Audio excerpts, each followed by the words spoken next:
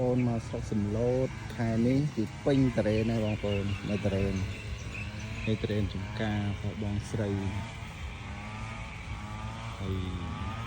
ចំការគាត់ធំណាស់បងប្អូនទៅក្រោយយកវែងថា100 ម៉ែត្រហើយតរេនគាត់សិតតែមិនផងអស់តល្អបងប្អូនមើលក្រោម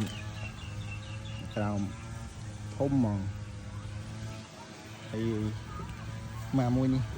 ធំនេះអត់ប៉ុណ្ណានៃពីចំសំឡូតទឹកដីល្អ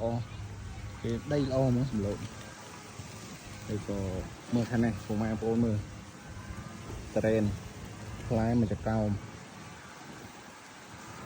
ហើយមើលនេះផ្លែច្រើនមែនទែនណាបងប្អូនពីចំខេត្តបាត់ដំបងយើងគឺមិនធម្មតាទេតរេនហើយមនុស្សថ្ងៃនេះមកច្រើនមែនទែនបងប្អូន